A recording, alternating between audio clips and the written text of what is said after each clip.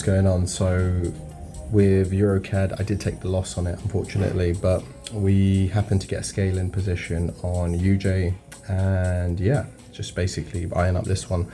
To be honest, I'm quite happy with the position.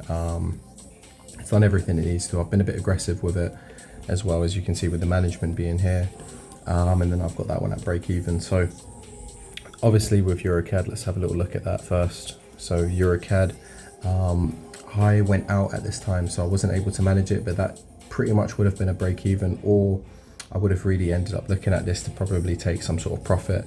As we started messing about in these areas, I would have probably taken a break even here. So that was obviously just something I couldn't control because I was just away from the charts, and it is what it is. And yeah, then as I got back, UJ was hovering around about here. I was also looking at this as a scale and opportunity, because we had the opportunity here and then we had another one there, and then we're basically looking at the follow through to the downside. Now, more interesting price action, because we had the continuation, then we fell, we broke, we created another continuation, and now this should really be the one to go. If this trade ends up pulling back up, then worst case scenario today, I walk away with a break even. Right now I am floating around about 1% more than where I started at the beginning of the day, which is nice. So what I will be doing is probably trailing my stop losses accordingly, but I am looking at potentially a dropout, because as we can see to the left, there isn't really much there. And then as I zoom out to it, there isn't much reason for it to really sort of reject in these areas. It makes more sense for it to come back down to these areas here. So that's one thought to the side of it as well, and just to kind of look at where take profit would be. So I'd be running around about 3% borderline there. I'd probably be getting out manually, I'll be honest with you, around about 2.5. So it would be roughly around about there, which I'll probably move this to around about here. So that would be 2.5 there. That would be it. And then with this one, that would probably be the one to run, and I'll probably be looking at again around about 1.5. It could still drop through, it could still drop and continue to the downside, and I would accept that. But more importantly, I'm not trying to take this with the mindset that I'm trying to trade this trade, and that would be great, don't get me wrong, but if I can walk away with 2.5 on the case where it does probably make some sort of rejection in these areas or corrects and messes about, again, I'm happy with that. So I will set this around about there at 2.5, modify, save, and then the next trade, which was this one, I believe, and oops, this one right here, I'll set my take profit as well at roughly around about 1.5, give or take right there, and I'll set that and walk away. Is that all right? Yeah, cool, and that's done. So that's basically it. So I'm looking to basically walk away on this position with the scaling, where I'm looking at this being 2.5 and then this being 1.5, giving me a total of around about 4% on that little trade idea as well. So that's pretty nice in itself. That would probably leave me at around about 8,000, because I am at minus 1,000 due to the loss I took. Again, I'm not really phased. Like, I could close the position off here as well, and that was something I was contemplating, just because of the time of day. We're now coming into around about 6 p.m. in the evening. Doesn't mean that price can't sell off. It's just I know that there's not going to be as much momentum coming in. So that's one of the reasons why I was thinking, if this was to correct around about here, would it be likely? And I don't think so. I think this might just continue trickling off throughout the evening, and it could probably come back down to these regions. So you could even be looking at price point around about there. But again, it's just one of those ones where, you know, in my eyes, price has done more than enough. If it's selling off and it is coming down to these areas, you know, you can start FOMOing and being like, oh, you know what, let me just leave the trade open, and you open yourself up to mismanagement, because I'm not looking to hold this position overnight. In no way is this the position just yet. It does look good and it has a lot of context to it, but again, like I said, I'm looking to play a simple plan of taking a trade in these areas, in that area there, to then come here. I would have actually caught a really good refined trade. So if we just place that on there, stop loss, and this was the original trade idea that I had, where that would have been about 20 pips on 20 lots. Yep. So that would have been roughly around about the trade idea there. And then if we take the take profit tool, yeah, I'd be running around about 4% already. And then I'd be looking to get out for 5. So it's just one of those ones, you know, you see if you're sharp enough and you can catch the trade at the right time, and it meets your trading plan, everything, again, you can make more money. Sometimes it's the price we pay when we're late, but again, we can still make money. You know, I think this is obviously something that I think is really nice for a lot of people watching these videos, is you've seen over the past 3 days that I was able to consistently make profits. By no means did I think that was going to happen. By no means did I intend to take trades every day. In fact, my whole ambition and trade idea was actually to take it slow and just kind of ride it as it comes and take good quality trading positions. But instead, you know, the market just presented me with great opportunities. I was able to identify them, I was able to take them, and I was able to grow this trading account. So I believe after this profit target has been hit, I'm probably going to end the demo account on that point, just because I don't see it necessary to continue growing it, unless if you guys want me to keep growing it, I could probably do that. But yeah, I might just double it up now and start a 200k and see how we progress with that. I mean, again, it's going to be the same thing. We're still taking trades exactly the same way, just building those correct habits and doing those things. So look, here we are, we're at 6%, and price is just there. So let's have a little look at this closer. Let me go down to the 5 minute quickly, and we'll see it over here. I'll be honest with you, this is very, very nice. I mean, if you guys aren't familiar with what's actually happening here, we have this point of liquidity there where it was just basically sitting there, broke the low, came back near, missed it, came back up, tapped into it, and then it was ready to go, went away correctively, broke the low, came back up, squeezed into it, rejected, and then boom, trade was there, and then it sold off. Same thing over here, bit of liquidity, we missed it, came back up, broke the low, came back up, took this high out, left the gap to it, sold off, broke the low again, came up, created a middle section, 1, 2, 3, took out this high, and then eventually took out the liquidity and then rejected. So both times trade was taken the exact same way. You can see patterns tend to repeat themselves, and we may potentially see the same thing happen again. This could potentially just create something messy here, and then next thing you know, we make our way there. So again, do you know what, trade idea is great.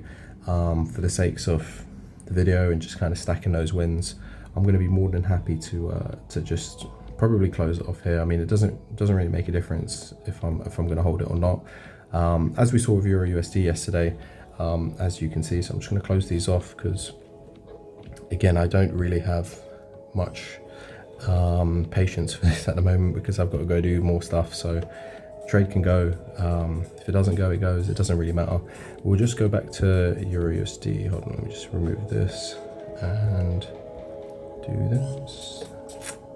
So I just wanted to mark this up here so that you guys can get a rough idea of what's going on. Obviously we know that trade is most likely going to commit, has no reason to come back up. The profit is irrelevant. It's more so about the thought process and the consistency in following these. This again is now the base. We were well protected, so it didn't really matter regardless. I will then take this tool over here, we'll separate that, and then I'll put this here. This is just for the visuals, so you can see what I was looking at in case you didn't quite catch on if you're quite new. And then I'll just put this rate line on here. Oh, actually, yeah, right there. And actually, you know what, that ray line's a bit aggressive. I think I'm gonna probably go with a arrow. So I'll take the arrow from here and we'll just point it in there. So you can basically see it's basically liquidity into this whole area here. It's really difficult to get this accurate. Okay, so it's magnetized to it. So yeah, that's that. And then I'll do the same thing with this one where it's here. borderline. Again, these things don't really matter too much, how accurate they are. It's just basically showing you the whole trade idea here. So that's basically it, and you can kind of see it. It does look a bit squeezed, but you go after the 15, you can see it a bit more clear. If you're worried about this low here, you have to kind of ask yourself, like, why would it start creating continuation right there for it to then give a follow through candle and then kind of come back up? And it just didn't really make sense. And especially when you go into the 1 hour and you start looking at it, don't get me wrong, you wouldn't be wrong to kind of see that, but you wouldn't be taking a long there.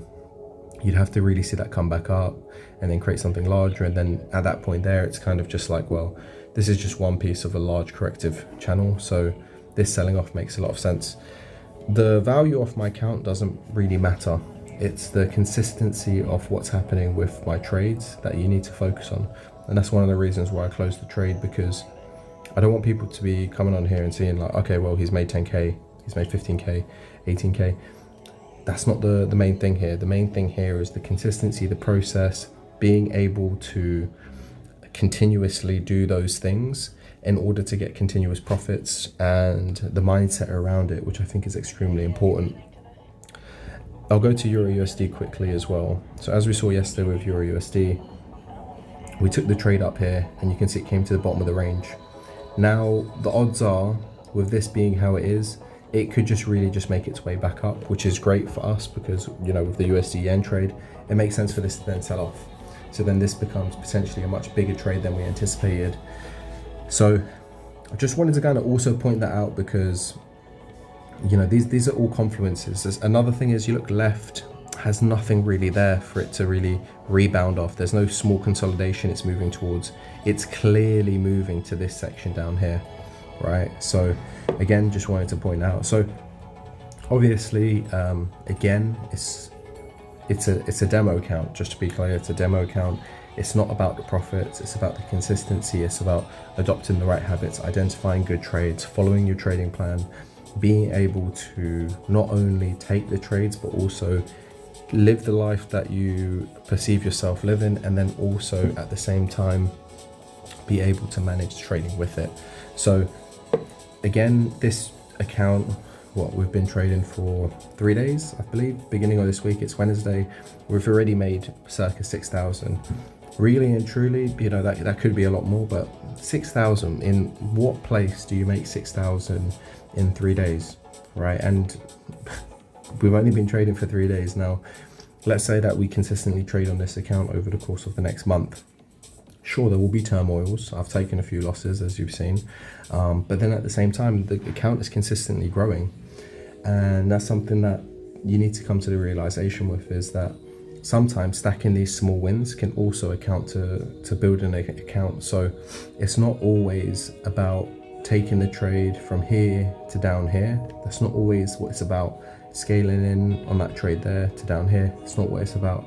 What it's really about is just understanding what you're doing and how you can precisely and safely get in, but understand that there's a high probability on your side because of where you're positioning yourself, how you're taking the trade, and what the trade is supported by.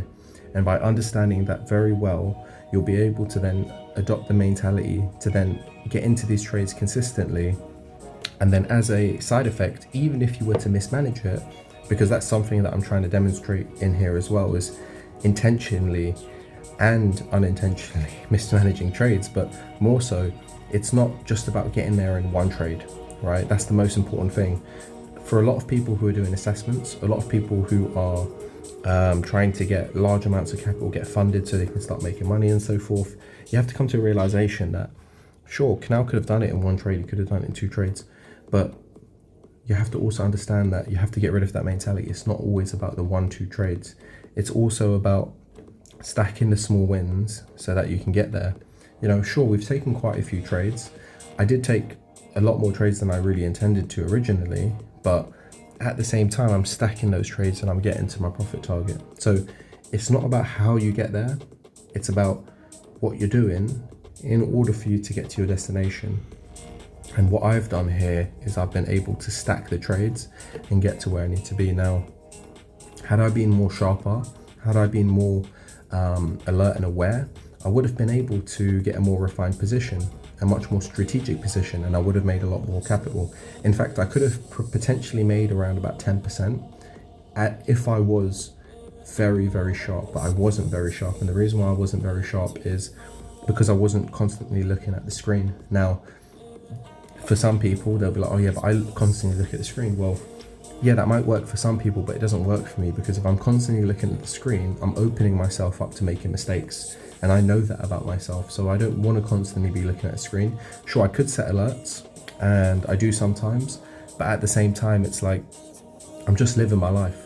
I'm living my life, and trading is something that I've been doing on the side of living my life. Living my life is the first priority. The second priority is making more money. And as weird as that sounds, the money's a lot easier when you put it that way. Because if I put trading first, which I have done many times before, what I've done is I've probably ended up staring at this chart long enough, and I've taken a premature entry because I've convinced myself that maybe, you know, the trade's not going to do, it's not going to do what it's probably going to do. I put all these thoughts in my head, the error thoughts come in, and that requires a lot of training, mindset training, to take that self-control for you to then be in control of your decision making. I understand as a trader that price doesn't always move in one direction. It doesn't always move sharp, right? In situations like this, yeah, sure, it would make sense. It would make sense why this would just trickle and continue, fine. That makes very clear sense, and it doesn't make sense for you to want to close your position off here. However, what I am getting at is in certain market conditions, and not just certain market conditions, but in certain structures and things like that, depending on the positioning, the sequence of the trade, and where you've entered the market, you then have to understand that, is it much more beneficial for you to stack the win, or is it much more beneficial for you to then hold on to these trades? Because situationally, if I was in minus 6% right now, you know, you turn around and you would essentially be like, okay, I'm going to close that trade off probably where I closed it, but you would close it off there. The reason being is because you're trying to slowly and gradually get back to your break-even mark, right? Which is sensible.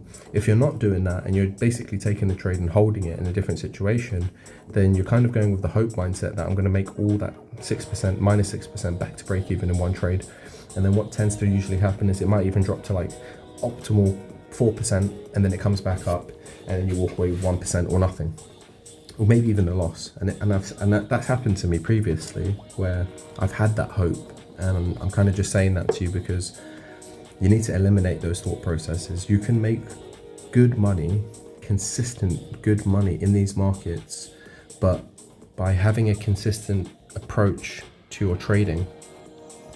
There's another great trade actually, which I'll just cover before I end this video, was on Euro New Zealand. Now, I didn't take this trade. Someone did mention it in the comments in the last video, and then one of my friends took the trade as well, where it was basically in this area here. So what we can see here, if I just put this ray line on here, we can see that we then channeled, and then as we got there, what happened was we sold off, but then we didn't really progress. We came back up, and then price trickled.